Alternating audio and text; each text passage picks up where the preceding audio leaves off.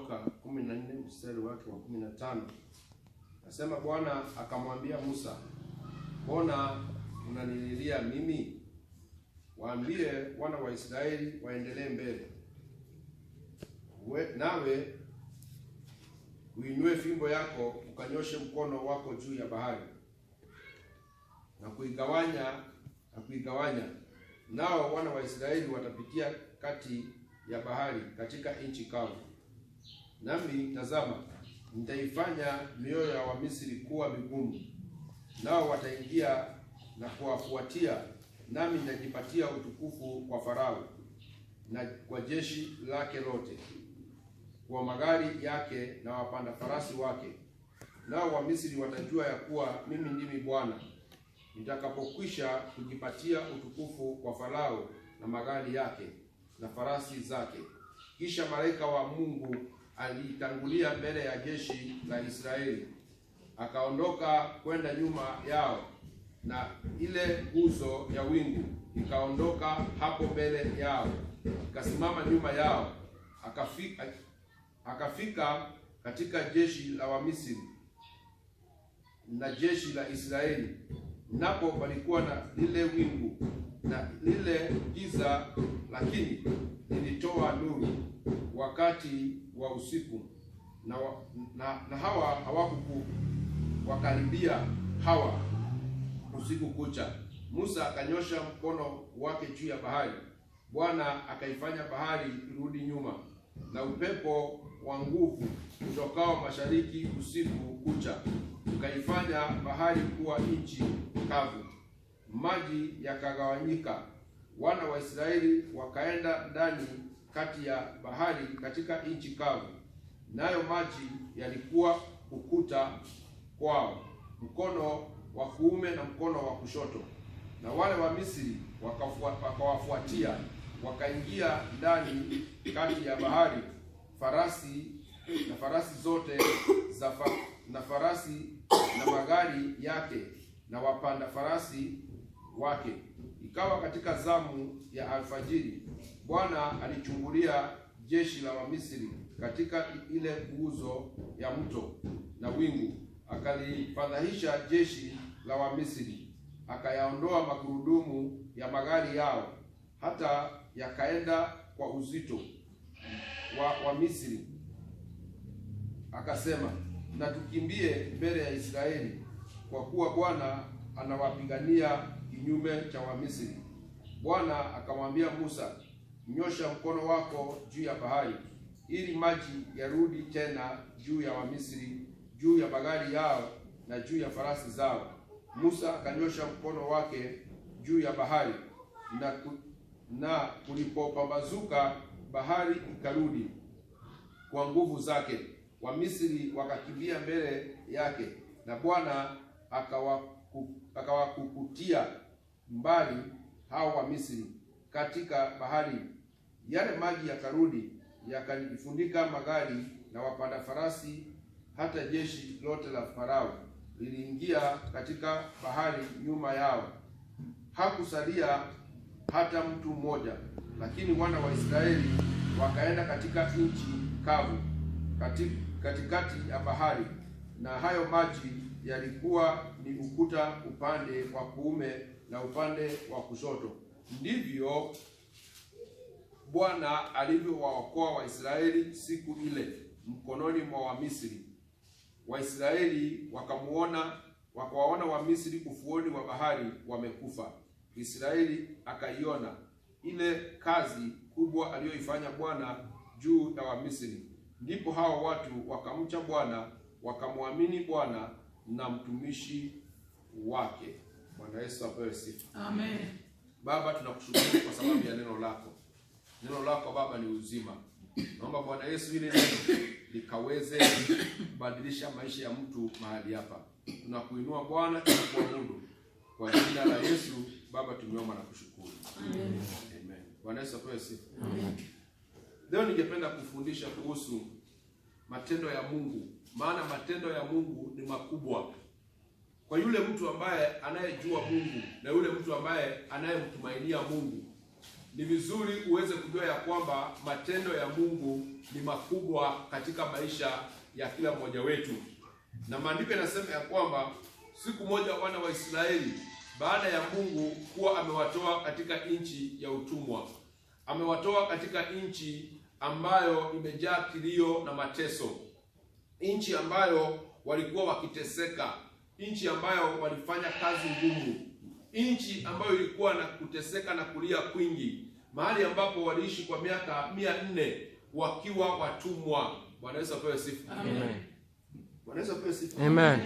Wakiwa watumwa, maandiko yanasema ya kwamba walikaa katika hali hiyo kwa muda mrefu, na wakakuwa na kilio ndani ya maisha yao ya kwamba ni nani atakayeweza kutuokoa kutoka katika mateso haya ya Wamisri. Wamisri walichukua Waisraeli kuwa mateka na wakawafanya kuwa watumwa wa kufanya kazi ngumu, kazi ambazo zilikuwa kazi za kutengeneza matofali, kazi ambazo shetani alizichukua na baadaye akawaekea Waisraeli kufanya kazi ambayo ilikuwa kazi ya kuchosha, kazi ya mateso, kazi ya kilio. Na Biblia inasema Mungu akaamua ya kwamba atawatoa wana wa Israeli kutoka katika nchi ya utumwa. Na baadaye maandiko yanasema ya kwamba ndipo Mungu akaamua ya kwamba atawatoa Waisraeli. Na baada ya kutoa Waisraeli katika nchi ya utumwa, Biblia inasema ya kwamba Farao aliamua kufuatana na wana wa Israeli ili aweze kuwaangamiza. Mungu aliwatoa katika nchi ya utumwa, na baada ya kuwatoa Farao akasema wacha waende. Lakini walipoenda, Farao akakaa chini na akasema, tumewaachiliaje hawa watu waende? Ni akina nani ambao watatutengenezea matofali? Hizi project ambazo tulikuwa nazo, nani ambaye atakayeweza kuendesha hizi project? Na kwa hivyo Farao akaamua ya kwamba atakimbia kule nyikani, ataenda kuwarudisha Waisraeli, na kama hawatakubali kurudi, basi ataamua kuwaua. Maana Farao alijua ya kwamba kuna bahari ambayo iko mbele yao ambayo hawataweza kuvuka. So alipoambia waende, Farao alijua ya kwamba hawataweza kuvuka bahari ya Shamu, kwa sababu hiyo bahari ilikuwa bahari kubwa, ilikuwa mahali ambapo ndipo ungeweza kuvuka hiyo bahari uende ng'ambo ile nyingine. Kwa hivyo Farao akaamua kufuata Waisraeli, na alipoamua kufuata Waisraeli, maandiko yanasema ya kwamba Waisraeli walipofika katika bahari ya Shamu, Biblia inasema ya kwamba wakaanza kulia, wakaanza kumulilia Mungu. Hata si kumulilia Mungu, wakaanza kulia, wakaanza kuuliza Musa, ulitutoa Misri tuje tukufie huku? Hata ungetuacha kule Misri, hata huko Misri tulikuwa tukikula marenge, pamoja na kazi ngumu tulikuwa tumezoea.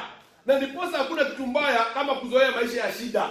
Ukizoea maisha ya shida, wapendwa, hata wakati Mungu anakuja kukutoa, changamoto ndogo ikikuja, utakuta ya kwamba unatamani kurudi katika ile hali ambayo ulikuwa ndani yake pale awali, kwa sababu hauoni kile ambacho Mungu anafanya. Wakati wote shetani anakujaga mtu ya kwamba Mungu amekutoa hapa, anakupeleka hapa, hebu angalia vile tena unateseka. Nikumaanisha hivi, safari bado inaendelea, safari bado haijafika mwisho. Mungu amekutoa mahali pa kwanza, na baadaye Mungu amekuleta mahali pa pili. Jua ya kwamba kuna mahali pengine Mungu anakupeleka.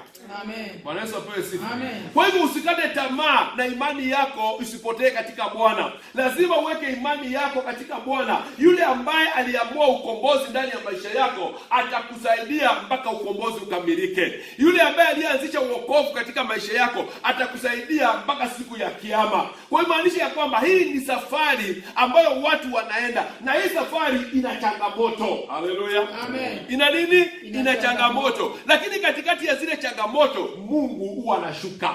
Amen. Haleluya. Amen. Mungu anafanya nini? Anashuka. Kwa hivyo ukiwa ndani ya hali yoyote ile, kama wewe ni mgonjwa, jua lazima uponyaji utakuja. Bwana Yesu apewe sifa.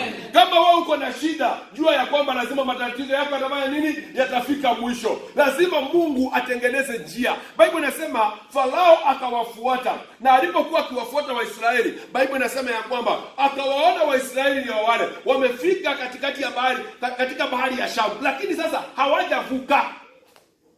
Hawajafanya nini? Hawajavuka. Waisraeli wakaanza kulia. Wakaanza kusema, wewe Musa, ulitutoa Misri tuteseke, ulitutoa Misri tuweze kuangamia, ulitutoa Misri tuweze kuumia. Lakini Biblia inasema Mungu afanya nini? Akamwambia fanya hivi, nyosha fimbo yako. Haleluya. Nyosha nini? Fimbo yako. In other words, nyosha imani yako. Bwana Yesu apewe sifa. Amen. Hapa ni kweli kuna bahari ya Shamu, ni ukweli, tukatai. Lakini yule Mungu aliyetenda katika nchi ya Misri, ndio huyu bado mko naye hapa. Amen. Yule Mungu aliyewatoa huko Misri, ndio bado mko naye wapi? Hapa. Yule Mungu aliyepiga maji yakabadilika yakawa damu, ndio bado yuko wapi? Yule Mungu aliyekuponya jana, ndio bado yuko leo. Yule Mungu aliyekuokoa ndio Mungu bado yuko leo. Kwa hivyo sio kumaanisha shida ya leo ni kubwa kuliko shida ya jana. Kile kinatakika ni imani iliyokuwa nayo jana, the same imani uwe nayo leo. Amen. Wanaweza kupewa sifa. Amen. Imani huwa inaongezeka katika maisha ya mwanadamu kwa sababu ya changamoto zile ambazo mwanadamu anapitia. Lakini watu wengi, wakati changamoto inakuja, watu wengi huwa wanashushika mioyo. Sema katika jina la Yesu. Katika jina la Yesu. Sema kama mwenye unamaanisha, sema katika jina la Yesu. Katika jina la Yesu. Kila roho ya kunishusha, naikemea katika jina la Yesu. Naikemea katika jina la Yesu. Wakati changamoto zimekuja, unainua mikono yako unasema haleluya. Haleluya. Unasema Bwana alinisaidia jana, hata leo nitafanya nini? Utanisaidia. Na nitapigana hii vita mpaka nifanye nini? Nishinde. Usiwe wakati wa kulala ndani ya nyumba ama kujishika hapa ama kusema sioni. Wapendwa, ni wakati wa kusimama na kusema ya kwamba kisichowezekana kwa mwanadamu kwa Mungu kitawezekana. Kile ambacho sijui barabara, Mungu atanionyesha barabara. Sio wakati wa kukaa chini na kujikunja, sio wakati wa kukaa chini na kuomboleza, ni wakati wa kusema ya kwamba liwe lisiwe, lazima tutaliinua jina la Bwana. Amen. Haleluya. Amen. Lazima tutasema Yesu ni nani? Ni Bwana. Wakati shetani anainuka, tutasimama tumwambie, sikia Farao, ninajua wakati wako unaenda kufika mwisho. Ninajua kumbukumbu lako linaenda kuondoka katika maisha yangu. Wapendwa, kila kumbukumbu ambalo shetani aliweka juu ya maisha yako lazima litaondoka katika jina la Yesu. Maana hiyo kumbukumbu ameweka mahali pale ili ikuwe ya kukuvunja moyo. Haleluya. Amen. Bwana Yesu apewe sifa. Amen. Sema nimekataa moyo wangu kuvunjwa na shida. Nimekataa moyo wangu kuvunjwa na shida. Sema matatizo na maroho zote zikanzo katika jina la Yesu. Zikanzo katika jina la Yesu. Haleluya. Amen. Lazima ukatae. Hii ni maroho inakutesana. Hii ni maroho inakwambia wakati uko ndani ya nyumba, baadaye ikwambia uombe na kuambia ulale. Bwana Yesu apewe sifa. Baadaye inakuja inakwambia anza kufikiria shida za. Baadaye inakuonyesha venye watu wanakuchukia. Baada ya hapo roho yako inavunjika, roho yako inaenda chini. Hata ukijaribu kuomba unasikia ni kana kwamba unaomba na maombi yako ni kama haiendi. Nani alikuambia wakati maombi imeenda na wakati maombi haijaenda? Nani anajuaga? Nani anajua kama ilienda mai kuenda? Hakuna. Ni matendo yenye tunarudi kuona baadaye. Kenye tuliombea kilifanyika. Ndio tunajua Mungu alifanya nini? Alijibu maombi. Lakini wakati tunaomba hatujui kama inaenda ama ifanye nini. Lakini juu tuna imani, tunajua ya kwamba maombi yetu yameenda mbele za nani? Maana tunaomba kwa imani, hatuombi kwa hisia. Wanaweza pale sisi. Amen. Hatuombi kwa nini? Kwa hisia.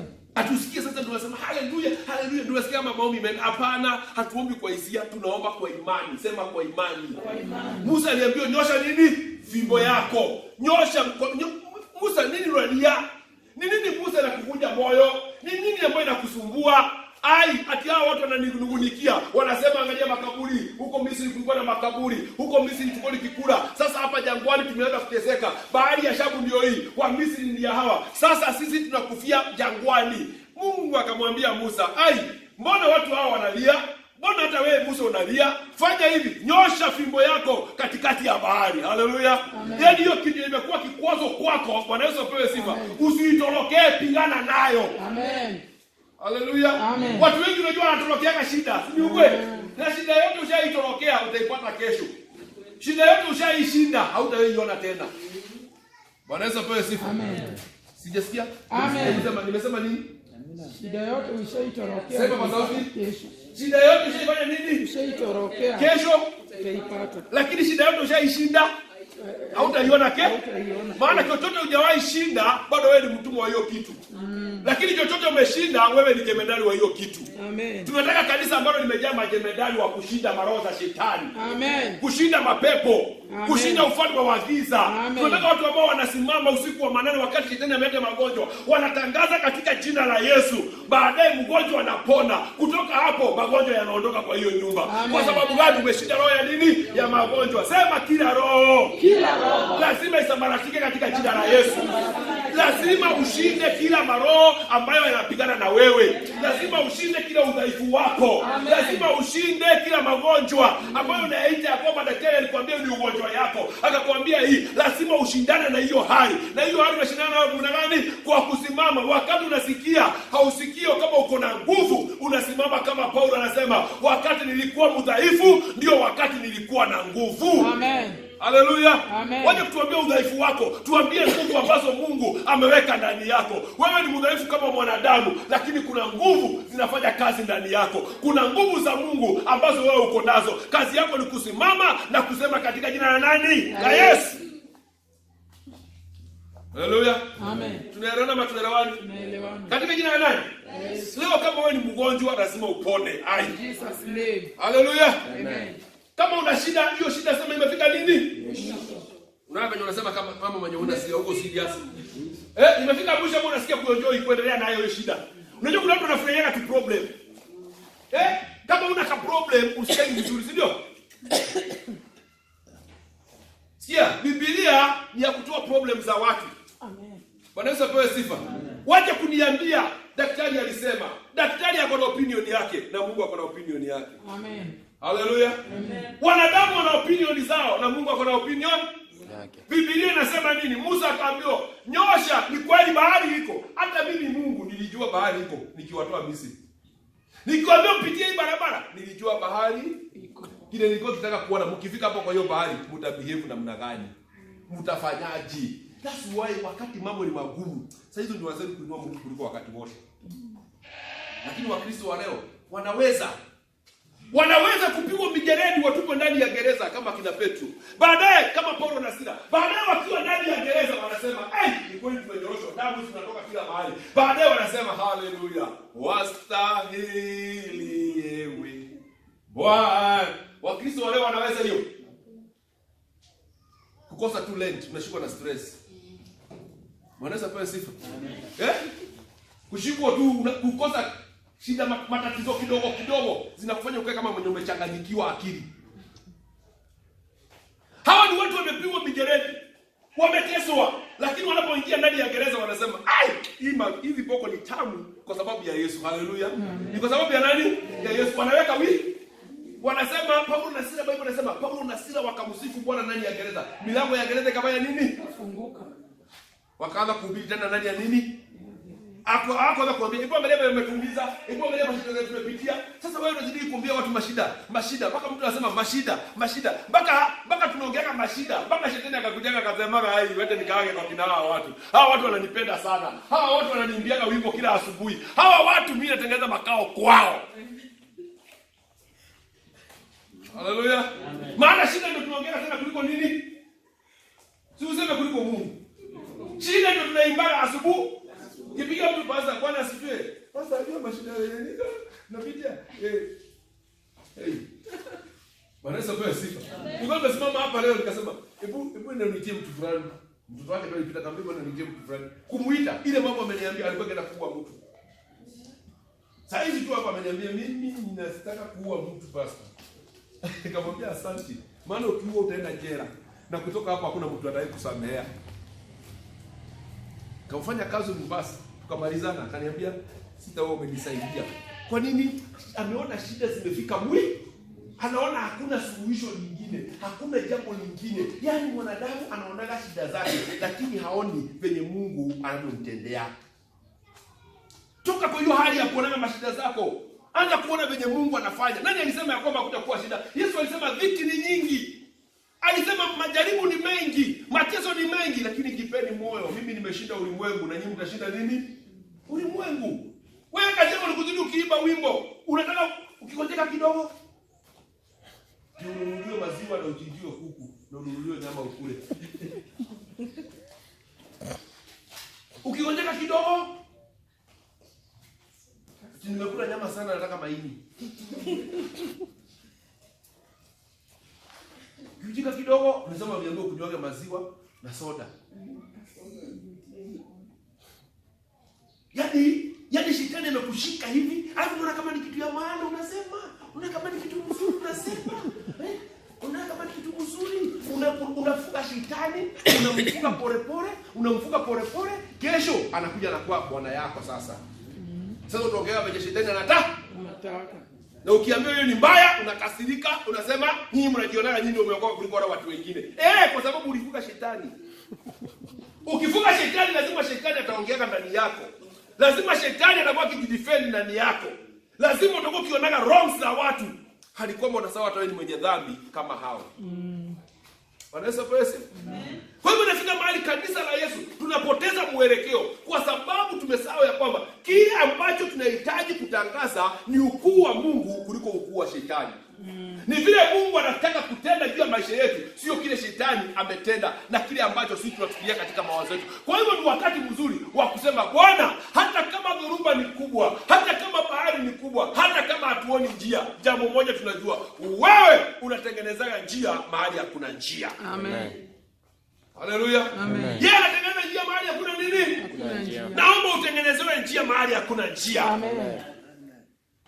Singesema hata imani kubwa. Amen. Haleluya. Amen. Ambia Mungu akutengenezee nini?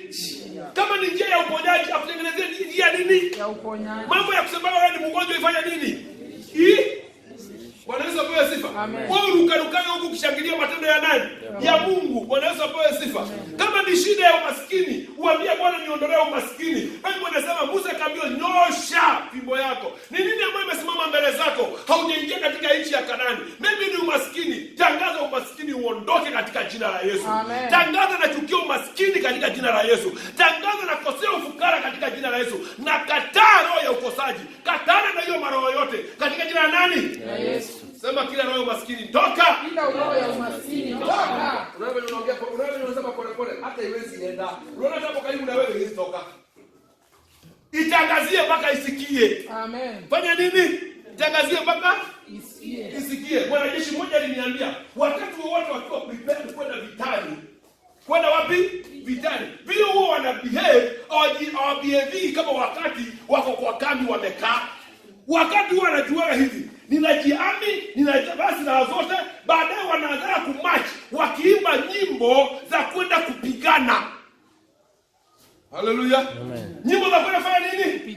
Kupigana. Akitoka hapo anachukua partner wake. Baadaye wanaenda wanaambiana, sikia my brother, tukionana baada ya hii vita, jina la Bwana litukuzwe. Kwa sababu gani? Unaweza enda vita na ukose kurudi. Haleluya. Na hii yetu ni vita ya kiroho. Lazima tupigane vita vya kiroho mpaka tuweke yule adui yetu chini ya miguu yetu. Amen. Kama hautajiami kupigana na yeye, wapendwa, inaweza kuwa maisha yako ni raha saa hii. Inaweza kuwa leo ni matamu, lakini kesho haujui. Maana kesho inakuwa mikononi mwa Mungu, na pia shetani anaweza tumia kesho kukuangamiza. Haleluya. Ni wangapi walianza vizuri maisha wakamaliza vibaya? Wengi. Ni wangapi walianza na furaha wakamaliza na maombolezo? Ni wangapi walianza na riches wakamaliza na poverty? Ni wangapi wameanza na poverty leo wameingia katika riches? Wanaweza kupewa sifa. Kwa hivyo hii ni maroho ya kukatana nayo. Sema mimi nimekataa. Mimi nimekataa. Maanisha Mimi nimekataa. katika jina la nani? La Yesu. Haleluya. Kama jana Mungu alinipigania, hata leo Mungu atanipigania. Amen. Haleluya. Kama jana Mungu aliniokoa, hata leo ataniokoa. Kama jana Mungu aliniondolea aibu, hata leo Mungu ataniondolea nini? Aibu. Kama alinipigania Misri, kama sijaokoka akanitoa mikononi mwa shetani akaniokoa. Hey, nikiwa ndani ya Yesu ndio shetani atawezana na mimi, hatawezana na mimi. Bwana Yesu apewe sifa. Kwa hivyo nani anapeana shetani credit? Mimi. Si ni wewe unaimbaga yuko shetani kila saa. Baada useme nimekataa katika jina la nani? Yesu. Musa akaambiwa unanililia nini? Akaambiwa nyosha fimbo yako. Nyosha fimbo. Biblia inasema Musa akanyosha fimbo. Biblia inasema upepo ukatoka kaskazini na mashariki ukapiga yale maji. Huwa. Baadaye upande mwingine kapigwa. Huwa. Biblia inasema kukatengenezeka barabara katikati. Sema amen. Amen. Kukatengenezeka nini? Barabara katikati. Wapi? Mahali kulikuwa watu wanalia Sasa pamekuwa mahali pa furaha. Bwana Yesu apewe sifa. Mahali palikuwa hawezi pitika, sasa panaweza kupitika. Mahali watu walikuwa wakiona stress inaondoka. Mahali watu walikuwa wakiona kushindwa, watu wanaanza kuona nini? Kushinda. Biblia inasema Mungu akashuka, akatengeneza katikati ya bahari, akatengeneza barabara. Na baadaye Mungu akasema, hapa mahali penye nimetengeneza barabara, nitajitukuza mimi kwa hawa wa Misri. Bwana Yesu apewe sifa. Haleluya. Mungu anataka apigane na maadui zako mpaka ufurahi. Amen. Ungesema amen mzuri. Amen. Kama unataka maadui zako wapigane nao, Bwana Yesu apewe sifa. Amen. Umezoea hali zako, Bwana Yesu apewe sifa. Kataa katika jina la nani? Sema lazima Bwana ajitukuze mahali hapa. Lazima Mungu ajidhihirishe mahali hapa. Haleluya. Kama ni kukemewa, kubali kufanya nini? Kukemewa, Bwana Mungu ajidhihirishe. Amen. Bwana Yesu apewe sifa. Kama ni kuonywa, kwa njia kuonywa, na baadaye Mungu afanye nini? Ajidhihirishe. Wacha Mungu atengeneze barabara mahali hakuna barabara. Haleluya. Wacha Mungu akutengenezee mahali. Wacha Mungu akuja kutengenezea mahali. Mungu akuinue usahau na shida zako. Mungu akuinue usahau hali zako ambazo umepitia kwa muda mrefu. Mungu akusahulishe. Amen. Musa akaangalia, akaona upepo unavuma katikati ya bahari. Biblia inasema kwamba upepo ukavuma, Waisraeli wote wakakimbia mbio. Bwana Yesu apewe sifa. Mahali walikuwa kishindwa kukimbia, wakafanya nini? Wakakimbia. Mahali waliona hakuna hope, kukakuwa na nini? Na hope. Unaona hiyo hali ambayo uko ndani yake, hiyo hali Mungu ataibadilisha mpaka utacheka. Amen. Amen. Bwana Yesu apewe sifa. Amen. Mpaka utafanya nini? Mpaka utacheka. Hiyo hali ambayo unapitia, Mungu ako na uwezo wa kuibadilisha mpaka kesho ikuwe testimony ya kubadilisha maisha ya watu wengine. Bwana Yesu apewe sifa. Utaona kusema ya kwamba kile shetani, kile daktari alisema nisifanye, leo ninafanya. Amen. Mahali watu walisema siwezi kufika, leo Mungu ananifikisha. Amen. Kwa sababu gani? Kwa sababu Mungu ni Mungu wa mpango. Mungu ni Mungu wa mpangilio mzuri. Biblia inasema ya kwamba Mungu akamwambia Musa, wacha kunililia, songa mbele. Bwana Yesu apewe sifa. Songa mbele. Na mimi nakwambia wacha kulialia. Ukienda kwa nyumba yako leo, wacha kufanya nini? Wacha kuambia venye watu mashida zimeongezeka. Venye mambo imeharibika. Hiyo ni wewe unatangaza na itaharibika. Sasa ndio kusema ya kwamba mambo yote Yesu akiwa mbele, mambo yote yako shwari. Haleluya. Mambo yote yako shwari. Leo Mungu akisema unatajirika, hakuna mtu anayeweza sema no. Leo Mungu akisema atakuinua, hakuna mtu anayeweza sema utateremka chini. Na kuambia Mungu akisema. Unamtumainia Mungu ama unatumainia nani? Mungu. Sema kama ni Mungu unamtumainia, sema namtumainia Mungu. Namtumainia Mungu. Kama unamtumainia Mungu, muamini Mungu. Amini Mungu ako na uwezo. Amini Mungu na nguvu zake. Haleluya. Nguvu zake zinashinda nguvu za waganga, zinashinda nguvu za wachawi, zinashinda nguvu za wapunga mapepo, zinashinda magonjwa, zinashinda hali zote za mwanadamu. That's why Yesu alipokuja hapa duniani alitembea kila mahali akiponya wagonjwa, akiinua walio dhaifu, akitatulia watu shida zao, maana alikuja kama mfalme na alikuja kuwa na nguvu za Mungu. Alijua Mungu ambaye anayemwabudu ni Mungu wa aina gani. Sema amen. Na wewe ukijua ni Mungu wa aina gani unamwabudu, wanadamu hatasimamisha maisha yako. Wanadamu hatakutisha. Tauni ya usiku ikikuja, utasimama imara na utatangaza ya kwamba huu ndio wema wa Bwana. Haya ndio matendo ambayo Bwana ametenda juu ya maisha yangu. Kwa sababu wakati nilipokuwa nizame, Bwana aliniinua juu. Amen. Bwana Yesu apewe sifa. Amini Mungu. Haleluya. Nasema amini Mungu. Amen. Nasema amini Mungu. Amen. Amini Mungu yuko na uamini Mungu anatenda. Ndio ukitoka mahali hapa Bwana akutendee. Uone na matarajio ya kwamba Mungu anafanya nini? Anatenda. Anaweza kukutoa kwa nyumba ya single akupeleke self contained. Amen. Anaweza kukutoa katika mazingira ya chini na akuweke katika mazingira ya nini? Ya juu. Anaweza kukutoa kwa maisha ya kutokuomba ukuwe intercessor. Amen. Anaweza kukutoa katika maisha ya kuwa asha kanisani na kufanya kuwa mhubiri. Anaweza kufanya kile wanadamu hawafikiria kwamba inawezekana. Amen. Haleluya. Amen. Shida yetu ni kwamba upendo wetu kwa Mungu ni wakati mambo ni mazuri. Wakati mambo ni mazuri, Bwana asifiwe. wakati nyama imekuja hapa na unga ya chapati, ametenda mema huyu Yesu, ndiyo maana mimi ninamsifu. Wakati hakuna sapa, Wakati hakuna sapa unaimbaga ametenda mema huyu Yesu. Unaimbaga hivyo? Unasemaga nini? Hawezi imba mpaka huyu mwenye unasema ametenda mema akuletee. Anaweza kwa sifa. Amen. Siku moja Mungu alitaka kujaribu imani yangu. Ni ukweli sikuwa na pesa. Lakini sasa kafika jioni nikasikia mimi sikopi. Sema roho ya kukopa nayo ni pepo nyingine. Unajua hiyo wewe sema sana juu unajua uko na kujiandikana. Haina shida. Anaweza kwa sifa. Tunaelewana? Roho ya deni. Haki ni mbaya. Katana nayo katika jina la nani? Yesu. Maana roho ya deni mtu anakupoka mpaka nayo. Na unajua ukikuwa na deni utaingia mbinguni. Yesu alisema msiwe madeni ya watu. Muwe na deni moja peke yake ya upe. Hapo nimewafinyilia. Hapo kuna imagine ukikufa afu aje simu yako na credit na mshwari waje na fuliza.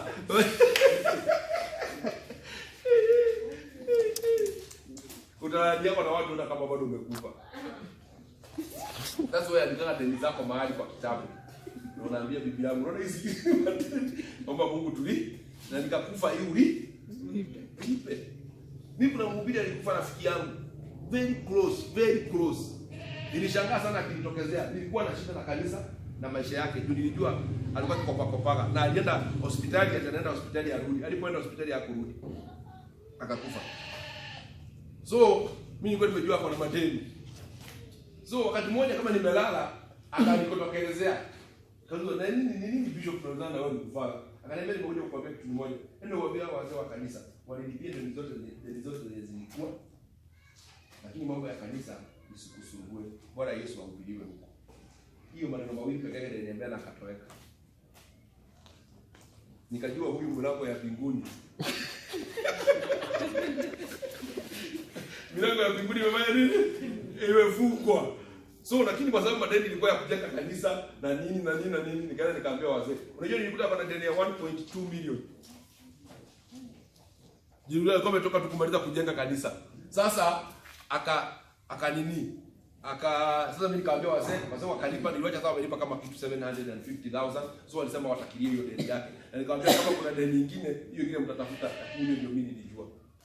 Na nyinyi mnajua. So hiyo nilikuwa nikipitia. Nataka kuenjia vile ndio ukatane na roho ya nini? Ya deni. Sema ya madeni. Unasema mpaka inaingia kwa mimi. Ipate itoke. Roho ya nini? Ya madeni. Ifanye nini? Itoke.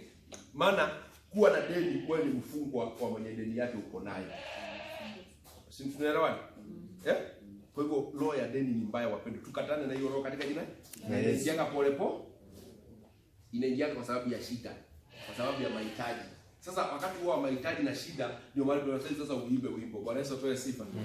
Uimbe wimbo. Hakuna kila kitu lakini ni mama manani wewe Mungu amekufanyia nini unaimba? Unamwambia Mungu amenitendea mambo makubwa sana. Haleluya. Mungu amenitendea mambo makubwa sana. Tunasema anafanya nini? Na saa hizo hakuna kitu ambayo inaendelea mpaka unauliza Mungu, saa 3 imefika. Sasa Mungu tutakula nini? Bado Mungu bado unasema Bwana ametenda mema. Sasa hizo tutakuta mtu anabeba mzigo wako. Anatoka kwa nyumba yake kama mbio. Hata ajali kama kuna kafyu. Anakuja mbio na chapati na kuku imeiva. Anakuletea hivi anaunga mlango kwako. Anaweka hapo juu ya meza na kwambia niko na haraka tutaonana. Anachomoka hivyo ukifungua hivi unakuta ni ugali na kuku hapo na chapati mbili. Baadaye unakula unasema Bwana ni mwema. Haleluya. Wewe niambie ukiona vitu kama hizo katika maisha yako, si imani yako ina grow.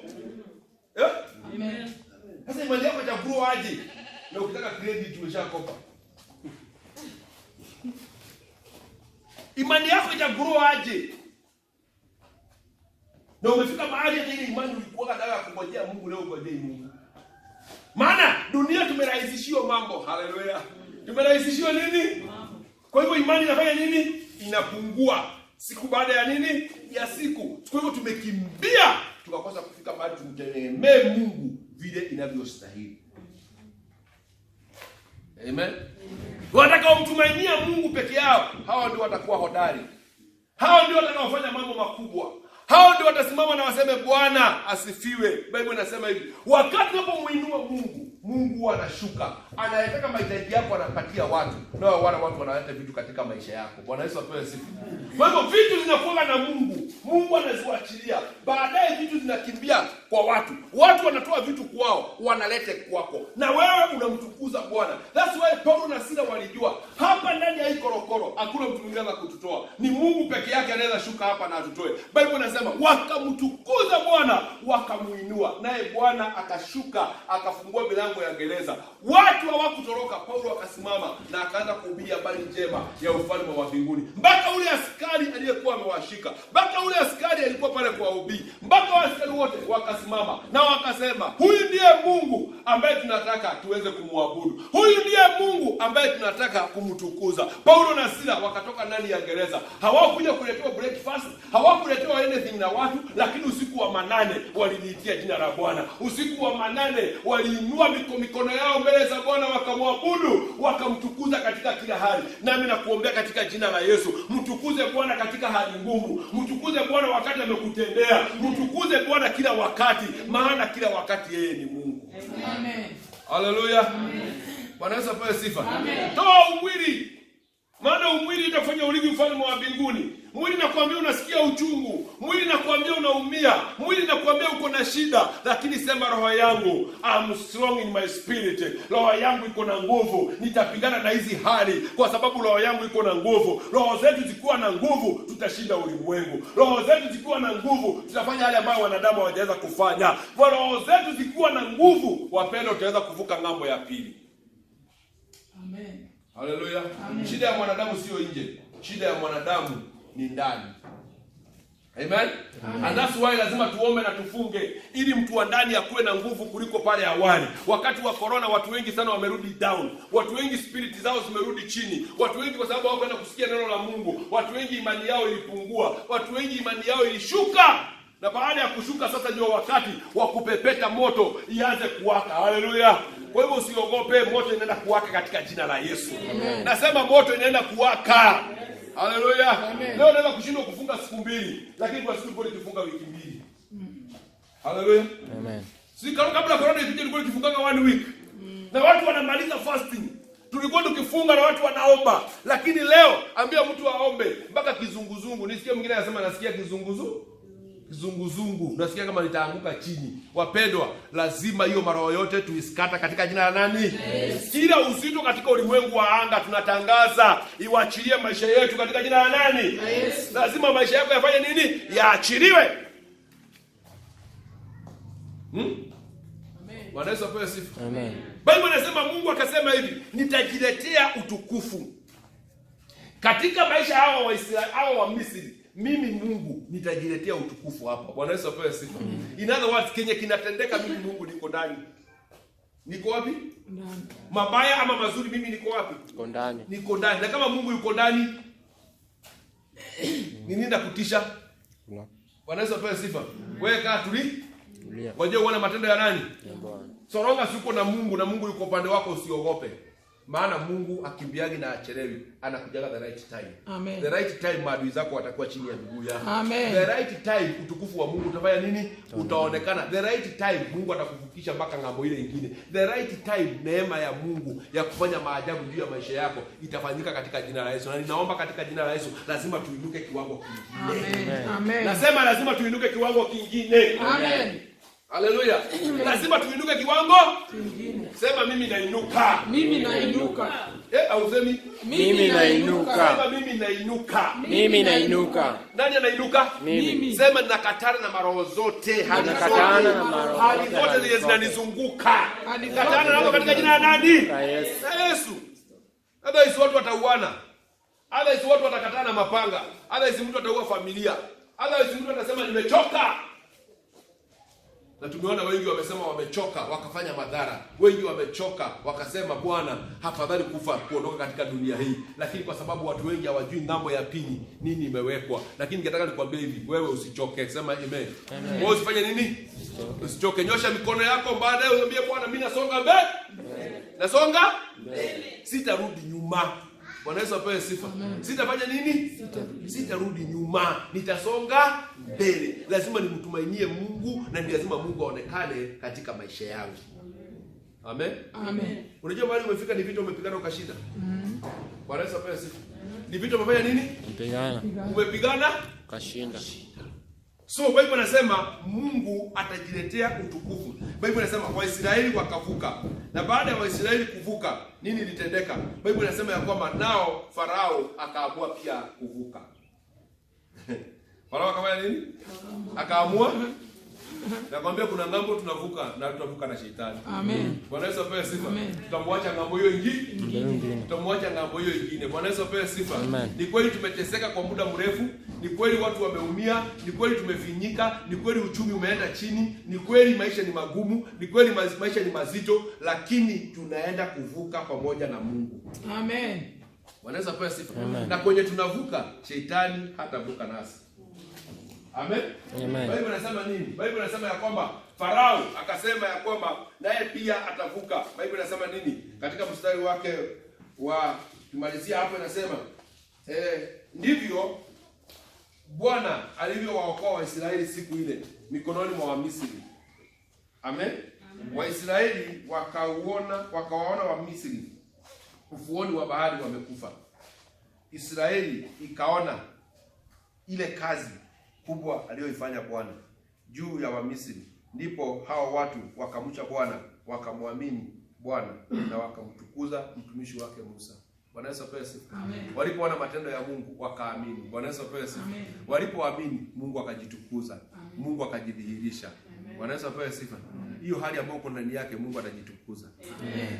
Nasema Mungu atajitukuza. Amen. Hiyo hali ambayo unayopitia Mungu atafanya nini? Atajitukuza. Kwa muda usio mrefu utakuwa umevuka ngambo ya pili. Na adui yako atakuwa ngambo ile nyingine. Haleluya. Na utaona utukufu wa Bwana juu ya maisha yako. Kubali kupanua mawazo yako. Bwana Yesu apewe sifa. Kubali kufanya nini? Kupanua mawazo yako. Kubali. Amen.